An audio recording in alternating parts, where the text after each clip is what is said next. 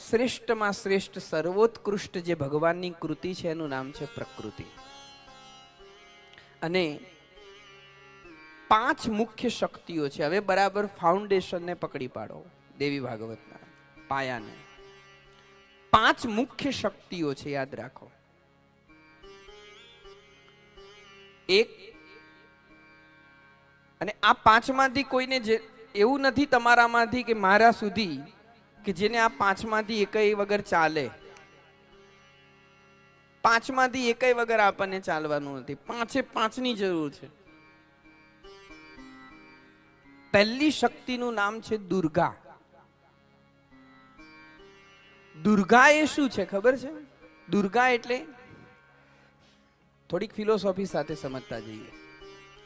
દુર્ગા એ શું છે? આપણા શરીરની રોગ પ્રતિકારક શક્તિ છે.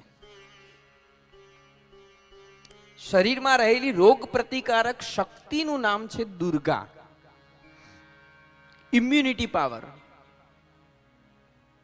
બોલો, આના વગર કોઈને ચાલે? રોગ પ્રતિકારક શક્તિ ઓછી થાય તો શું થાય? તુરંત જ કોઈ પણ રોગ તમને લાગુ પડે. કોઈ પણ વાયરસ તમારા ઉપર કબજો કરી જાય, સહેજ વાતાવરણ બદલાય અને તમારું શરીર બગડે. એટલે રોગો સામે પ્રતિકાર કરવા માટે તમારી અંદર પ્રતિકાર શક્તિ જોઈએ, રોગ પ્રતિકારક શક્તિ. અને શરીરમાં રહેલી રોગ પ્રતિકારક શક્તિ, ઇમ્યુનિટી પાવરનું નામ છે દુર્ગા.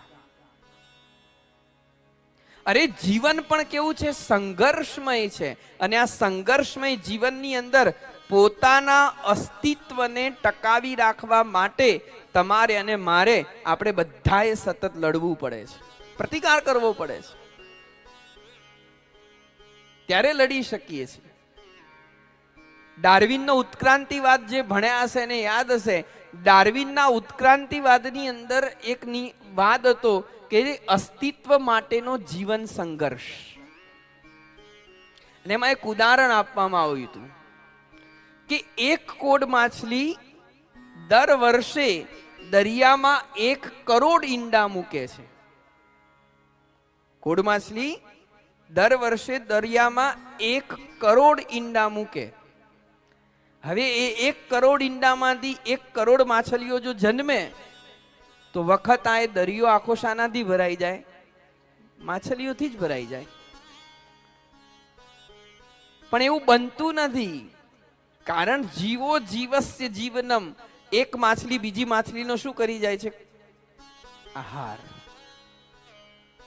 સંઘર્ષ છે, એની અંદર જે શક્તિશાળી છે એ ટકે છે, અને નબળું છે એ મરી જાય, ખલાસ થઈ જાય. એમ આપણું શરીર પણ પ્રતિપલ શું કરી રહ્યું છે? સંઘર્ષ કરી રહ્યું છે. આ શરીરમાં ક્ષણે ક્ષણે કેટલાય કોષો મરી જાય છે ને કેટલાય જીવ જન્મે છે. અને આ બધું કોના ચલતા થાય છે? દુર્ગાના ચલતા. દુર્ગા રૂપી જે પ્રતિકાર શક્તિ છે એના ચલતા થઈ રહ્યું છે. જે ક્ષણે દુર્ગા રૂપી પ્રતિકાર શક્તિ નીકળી જાય, પૂરું. જેને આપણે શ્વેત કણો કહીએ છીએ, રક્ત કણો કહીએ છીએ. શ્વેત કણો વધી જાય તો પ્રોબ્લેમ, ઘટી જાય તો પ્રોબ્લેમ. રક્ત કણોના કારણે બ્લડની અંદર થતી જે ફેરફાર છે, જાડું થઈ જવું, ગંઠાઈ જવું, પતલું થઈ જવું, આ બધું પ્રતિકાર માટે જરૂરી છે. અને એ શક્તિ, એ ઇમ્યુનિટીનું નામ છે દુર્ગા. અન્યાય સાથે પણ તમારે લડવું હશે તો શક્તિ જોઈશે. અને અન્યાય સામે પ્રતિકાર જે કરવાની શક્તિ છે, રોષ, એનું નામ છે દુર્ગા. ક્રાંતિ કરવી હશે તો ક્રાંતિ કરવા માટે લોહી ગરમ થવું જરૂરી છે. અને લોહી ગરમ ક્યારે થાય? જ્યારે દુર્ગા અંદર જાગતી હોય ત્યારે, પ્રતિકાર શક્તિ હોય ત્યારે. તો બોલો, હવે આના વગર કોઈને ચાલવાનું છે નહીં. માટે દુર્ગા એ આપણા શરીરમાં રહેલી પ્રતિકાર શક્તિ છે. બીજી શક્તિનું નામ છે સરસ્વતી. સરસ્વતી એટલે બુદ્ધિ. આમાંથી કોણ એવું છે જે બુદ્ધુ બનીને જીવવા માંગે છે? કોઈને બુદ્ધુ કેવડાવવામાં રસ હોય નહીં. બધાને બુદ્ધિશાળી બનવું છે. બધાને પોતાનો ક્યાંકના ક્યાંક તર્ક લગાવો છે, પોતાની અંદર ક્યાંક ને ક્યાંક વિચાર શક્તિ મૂકેલી છે. તો એ જે શક્તિ છે બુદ્ધિના રૂપમાં, જેની અંદર તર્ક વિતર્ક કરવાની ક્ષમતા છે, જેની અંદર ચિંતન કરવાની, મનન કરવાની, વિચાર કરવાની ક્ષમતા છે, તે શક્તિનું નામ છે સરસ્વતી. આના વગર ચાલશે કોઈને? નહીં ચાલે. એ શક્તિનું નામ છે સરસ્વતી. લખવા માટે, વાંચવા માટે, સાંભળવા માટે, સમજવા માટે જે શક્તિની જરૂર છે તે છે સરસ્વતી. ત્રીજી શક્તિ છે જેનું નામ છે ગાયત્રી, તેજ.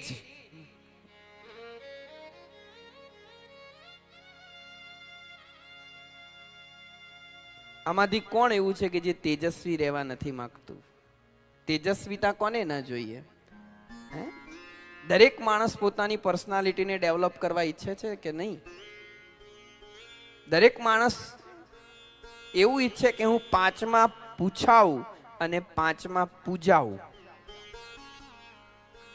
5માં પૂછાવા માટે ને 5માં પૂજાવા માટે જરૂર છે તેજસ્વીતાની, તેજની. તમારી પર્સનાલિટી એવી તમે ડેવલપ કરી હોય કે તમે ક્યાંય પણ જઈને ઉભા રહો તો આપોઆપ લોકો તમને સન્માન આપે, માન આપે, તમારી સામે એક અલગ દ્રષ્ટિથી જુએ, તમને પૂછે, તમારી સલાહ લે. એ શક્તિ કઈ? ગાયત્રી.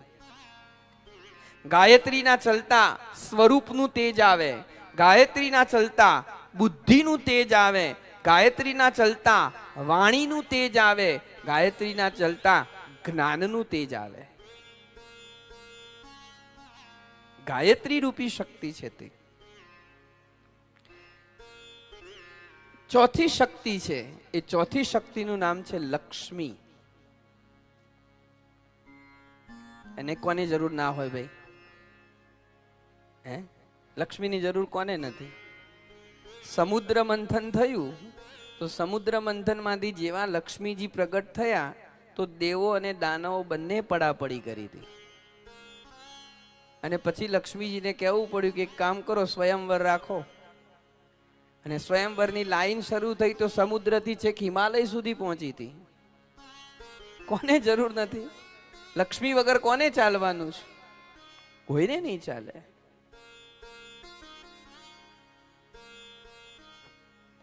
દુર્ગા એટલે રોગ પ્રતિકારક શક્તિ, સરસ્વતી એટલે બુદ્ધિ શક્તિ, ગાયત્રી એટલે તેજ શક્તિ, અને લક્ષ્મી એટલે દ્રવ્ય શક્તિ, અને પાંચમી શક્તિ છે એનું નામ છે રાધા. અને રાધા એ શું છે? આહ્લાદીની શક્તિ છે. આનંદ પ્રદાન કરવા વાળી શક્તિનું નામ શું છે? રાધા. આ 5 શક્તિઓ મુખ્ય શક્તિ છે, યાદ રાખો. 5 શક્તિ મુખ્ય છે. પછી આ 5નો વિસ્તાર ઘણો બધો છે, એ આવશે દેવી ભાગવતમાં. પણ મુખ્ય શક્તિ 5 જ છે. મુખ્ય શક્તિ કેટલી? તો 5. દુર્ગા, સરસ્વતી, ગાયત્રી, લક્ષ્મી અને રાધા. અને આ 5 પ્રત્યેકને આવશ્યક છે. 5માંથી એક પણ ઓછી ન ચાલે. માટે આ 5ની આરાધના છે. દુર્ગાની આરાધના એ કોની આરાધના છે? આપણી કુલદેવીની આરાધના છે, દુર્ગાના રૂપમાં છે.